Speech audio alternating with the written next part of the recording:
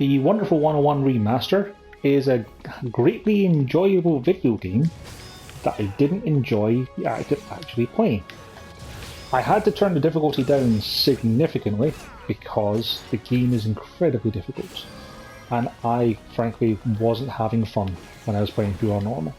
I was getting murdered a lot, and I was just having a bad time. The game does a pretty bad job of explaining to you how to play.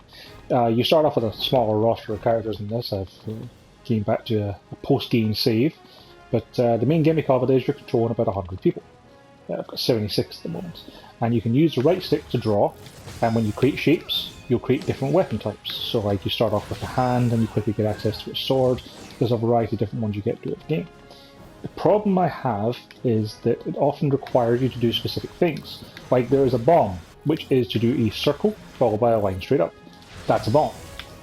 The problem is that trying to draw that successfully against a quick time limit, the right stick just isn't good enough for it, honestly.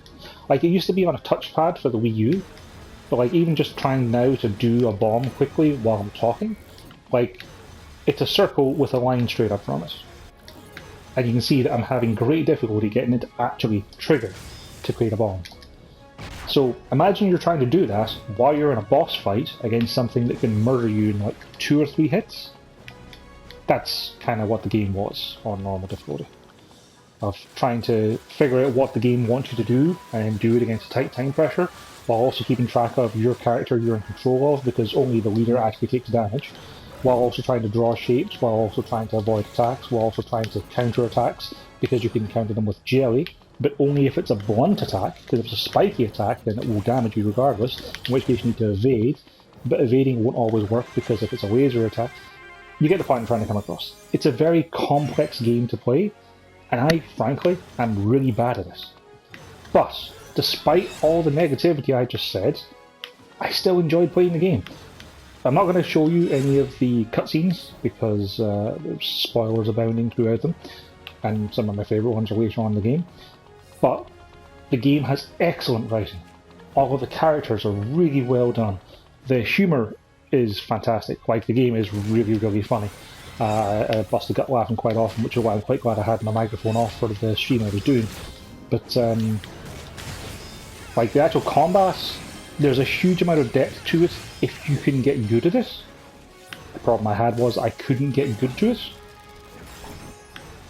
I'm pretty sure if you were to watch someone else play this game, they would be very impressive to watch. Like, the amount of juggling you can do, like being able to set up stuff like having morphs automatically attack while you then draw other morphs.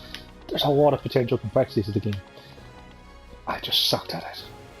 Despite that, the story and writing is so good that I still enjoyed my time playing it. And I still recommend picking it up when it goes on sale. Like, I was lucky enough to get early access through Kickstarter. My girlfriend got me the game for my birthday, and I've had a good time with it despite sucking at it. So if you manage to get it for a reasonably cheap price, I can definitely recommend it. Just maybe not like I have to wait until Friday and see what the price is. Like 20 quid would be a fair price for this. That'd be about what I'd expect to pay. And if you're good at it, which I'm not, I'll say again, I suck at this video game. There are multiple difficulty levels, there are hidden missions to find, there are hidden objectives, secret missions you find by backtracking the environments. There's a lot of replayability to it, and I'll probably come back and replay it just for the story again in a year or two's time.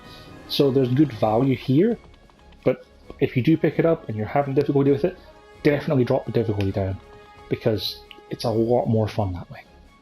So I'd say pick it up on sale. If you already played it on the Wii U, you can probably already know what you're getting into, but I had a good time with it despite being bad at it, is what I'm trying to get across. I'm going to keep saying that. I'm bad at this game, but I still enjoyed it. That's the key thing to take away. Thanks for watching.